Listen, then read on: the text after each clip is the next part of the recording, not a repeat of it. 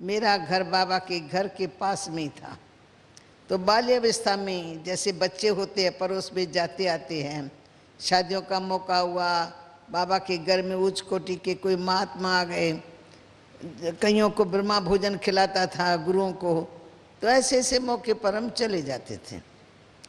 परंतु उस समय बाबा का रूप ढंग देख करके बाबा अच्छा ज़रूर लगता था, यानी उनका व्यवहार अच्छा, उनका रूप रंग सब अच्छा। तो ऐसा जैसे कि ऐसे व्यक्ति को हमने कभी देखा नहीं। स्वभाव का भी अच्छा, रमणीक, और ऐसा मिलनसार जैसे सबका स्नेही है। तो पिताश्री की जीवन में बहुत अच्छाइयाँ थी, इसलिए सारे शहर में उसका नाम था। दान धर्म में विशेष रुचि थी और गुरुओं में अटूट विश्वास, और कृष्ण के अनन्य भक्त थे। गीता के बहुत प्रेमी थे, पाठ किए बगैर भोजन नहीं पान करते थे। तो ऐसे लगभग उनकी प्रवृत्ति 60 साल तक यही रही। और ज्योतिषी लोग बाबा को कहते थे, लखीराज बाबू आप 60 साल की उम्र में आएंगे तो आपकी रेखाएं बताती है आप एक महान व्यक्ति प्रसिद्ध होंगे। तो बाबा तो समझ नहीं सकता था महान और क्या बनूंगा। इस जीवन में परमात्मा ने मुझे सभी प्रकार के सुख दे रखे हैं, और क्या बनूंगा, हो सकता है मैं धन माल बच्चों को देकर मैं वानप्रस्थ में चला जाऊं, ये थोड़ा हो सकता है। परंतु जो कुछ हुआ 60 साल के अंदर। परंतु एकदम विचित्र बात हो गई, जिसका इसको संकल्प भी नहीं, कभी सोचा भी नहीं होगा कि ऐसी भी लाइफ मिल सकती है। परंतु कर्म हर एक के साथ ही होते हैं, कर्मों का ज्ञान किसी के पास नहीं होता है। तो अचानक 60 साल की उम्र में ही बाबा तो कलकत्ते में रहते थे, क्योंकि बहुत बड़े ज्वेलर थे। राजाओं रानियों का उनके पास आना जाना, बाबा का उनके घर में आना जाना, उन्हें बहुत बड़ा राजाओं से मान प्राप्त था, हर तरह से सुखी था। परंतु अचानक ही बाबा कलकत्ते से कार्यवश मुंबई में आए हैं। तो मुंबई में एक बाबा की मित्र थी, माता थी, वो रहती थी, जिसके पास रहने से बाबा को पवित्र भोजन मिल सकता था, शुद्ध भोजन। कभी उसने जीवन में ऐसा वैसा खाना नहीं खाया था, और गीता का सत्संग चलता था। तो बाबा उसके घर में नित्य नियम से गीता का सत्संग चल रहा है, वो बाबा सुन रहा है। सुनते सुनते अचानक ही बाबा गुम हो गया। बाबा की आंखें बंद हो गई और उसको दिव्य दर्शन होने लगा, विष्णु का साक्षात्कार हुआ। तो बाबा जैसे देख रहा है तो बाबा का चेहरा खिला हुआ था। तो सत्संग में बैठने वालों ने देखा, आज लखीराज बाबू को क्या हो गया है, आज तो बाबा का चेहरा चेंज है, ऐसा लगता है कि लखीराज को कोई दर्शन हो रहा है। तो सब बाबा के सामने आश्चर्य से बैठ गए। बाबा की आंख खुले, हम बाबा से पूछें तब हम घर में जाएं। थे तो सब उनके मित्र संबंधी ही। कुछ समय के बाद बाबा की आंखें खुली, तो जैसे अचानक आंख खुलते मेरी दृष्टि पड़ गई इनके ऊपर, फिर इधर पड़ी, इधर पड़ी, इधर पड़ी, ऐसे जिस किसी के ऊपर वो दृष्टि पड़ी उसको विशेष विशेष अनुभव होने लगा, उनको दिव्य दर्शन होने लगा। तो सारे उसमें बैठक में, सत्संग में वातावरण ये फैल गया कि पता नहीं क्या बात है, उनकी दृष्टि में शक्ति आ गई है, वो जिस किसी को देखता है उनको दिव्य दर्शन होता है। तो सब बाबा की एक दृष्टि के प्यासे होकर बैठ गए सामने। तो बाबा की दृष्टि हमारे ऊपर भी पड़े, हमारे ऊपर भी पड़े, परंतु अंदर अंदर आश्चर्य लग रहा था कि आज क्या हुआ, आज लखीराज कैसे बदल गया। फिर जब बाबा ध्यान अवस्था से थोड़ा नीचे उतरा, थोड़ा होश में थे, तो बाबा से सब ने बड़े प्यार से पूछा, बाबा आज का हम अनुभव आपका सुनने चाहते हैं, हम घर में तब जाएंगे जब आप थोड़ा भी अपना अनुभव सुनाएंगे। तो बाबा ने सुनाना नहीं चाहा, आज का दिन छोड़ो, मैं कल आपको सुनाऊंगा। परंतु मित्र थे, प्यार से कहा नहीं, आज थोड़े में सुना लो। फिर बाबा ने कहा, आज अचानक ही मैं जैसे गीता का ज्ञान सुना और सुनते सुनते मैं गुम हो गया, मुझे पता ही नहीं लगा। फिर थोड़े समय के बाद मुझे विष्णु का साक्षात्कार हुआ। पहली बार मुझे ऐसा साक्षात्कार हुआ, सब स्पष्ट क्लियर, एक तो मेरे सामने भगवान खड़ा है।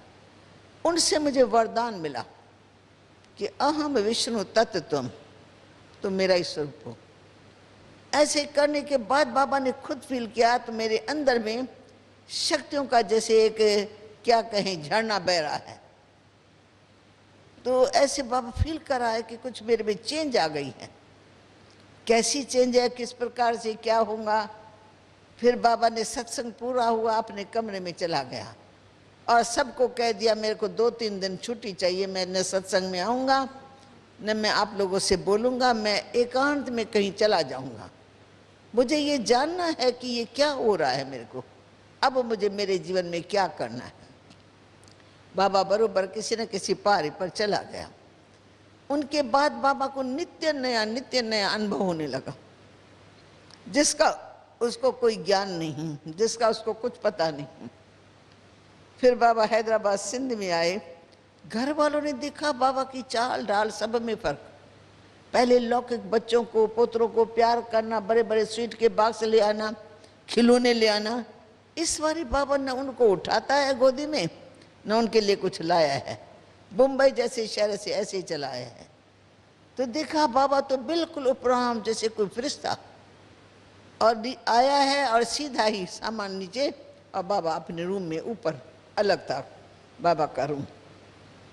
फिर तो घर वाले बाबा के पास जाने में साहस भी न रखे। चेंज देखा बाबा का रूप रंग ढंग, फिर भी थोड़ा साहस रख करके गए, बाबा से बातें की, पूछा बाबा क्या हो रहा है, हमको तो आपके लाइफ में चेंज दिखाई पड़ रही है, बाबा आपका क्या अनुभव, हम थोड़े शब्दों में सुनने चाहते हैं।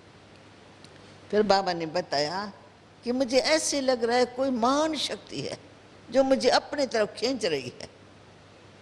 खींच करके मुझे से क्या कराने चाहते हैं मुझे मालूम नहीं है, इसलिए मैं एकांत में रहना चाहता हूँ, भगवान से बातें करूँगा, बस मुझे कुछ नहीं चाहिए। तो न बाबा खाता है, न पीता है, न सोता है, सबसे फ्री। बस एक ही धुन लगे तो मुझे भगवान से बातें करनी है और जानना है कि वो मेरे से क्या करानी चाहता है। फिर बाबा का हैदराबाद में भी घर वालों ने देखा एक नई जीवन है, नई दिनचर्या है, व्यवहार हम लोगों के साथ लौकिकता है ही नहीं। फिर बाबा छुट्टी लेके बनारस में चले गए।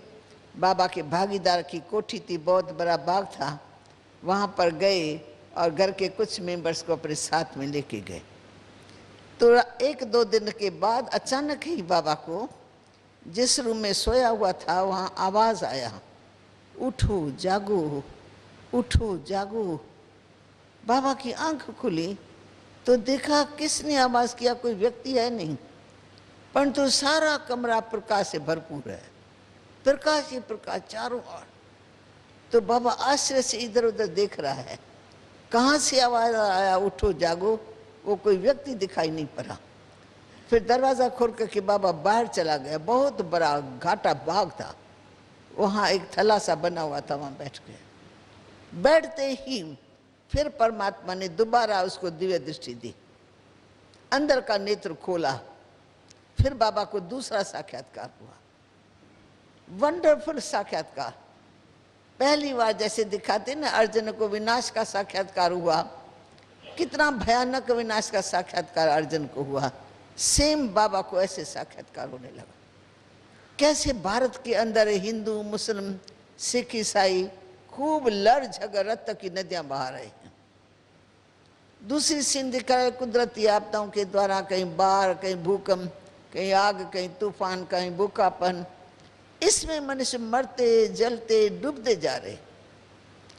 बहुत भयानक सीन देख करके बाबा का बदन कांपने लगा, घबरा गया और चिल्लाने लगा, प्रभु जी बस करो, इतना भारी विनाश।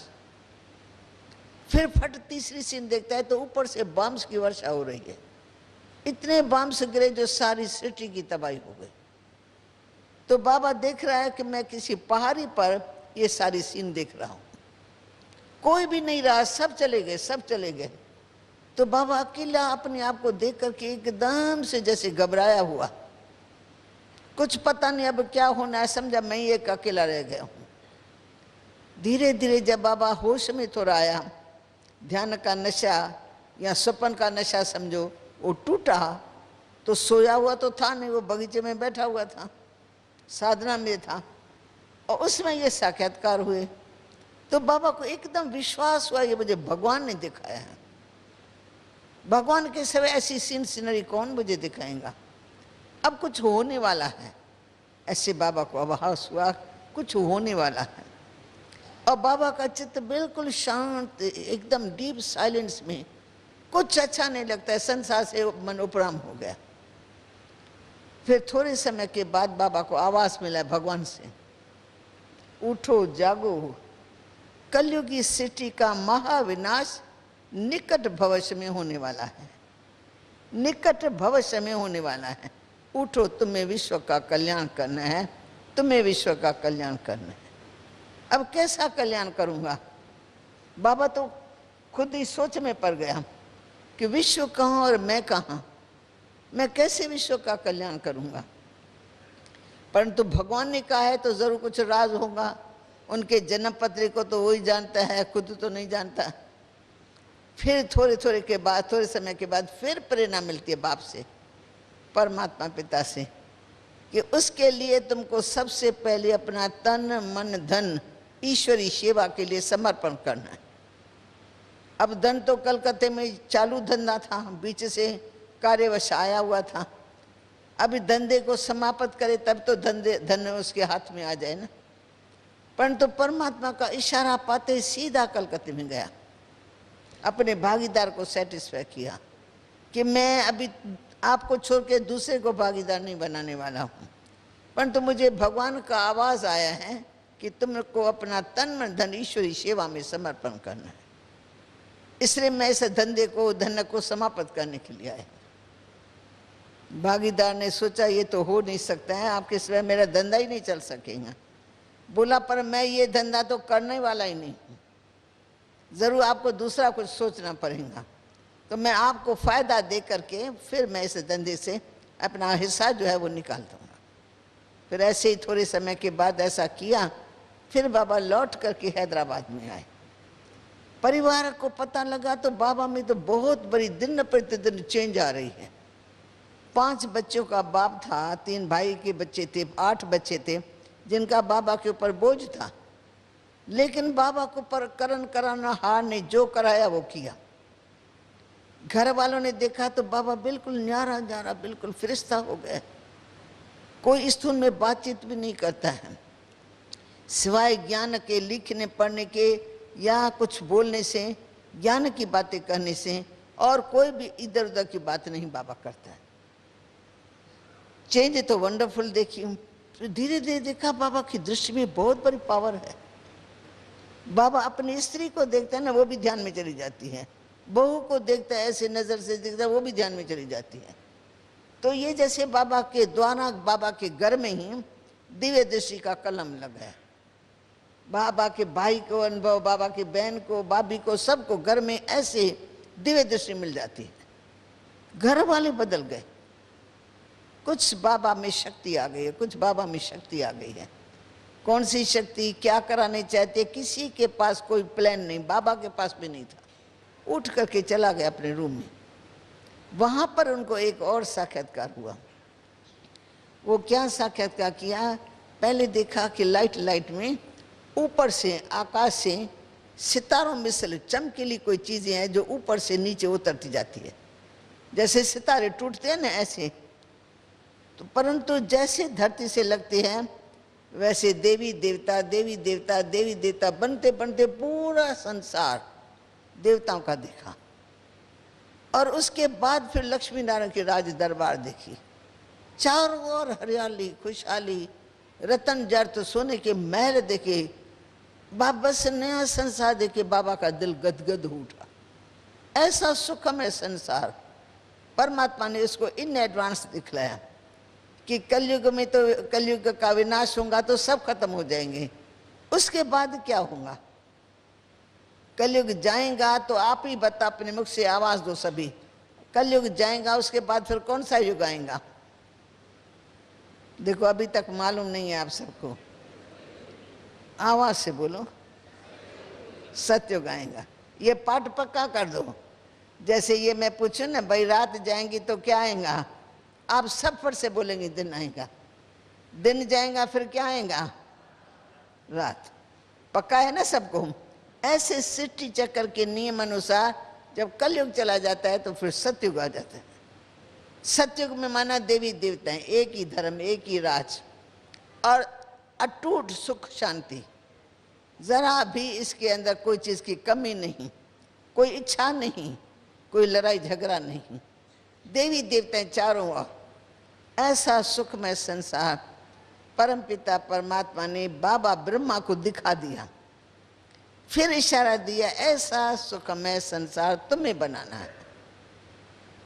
तुम्हें बनाना है तो बस जैसे बाबा को मालूम पड़ा, भगवान कह रहे तुम्हें बनाना है। मैं कैसे ऐसा सुखमय संसार बनाऊंगा?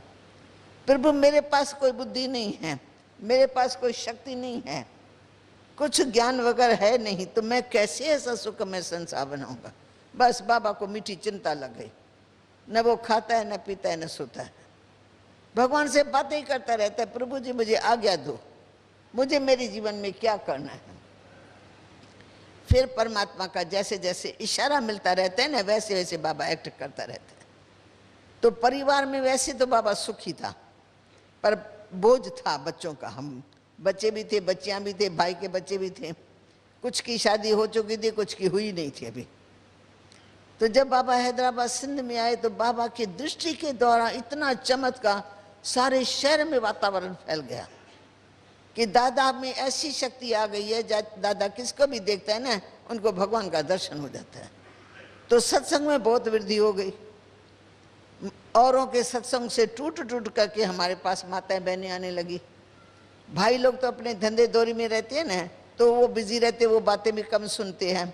माताएं तो वो घरों घरों में जाती है, आती है, मिलती है आपस में।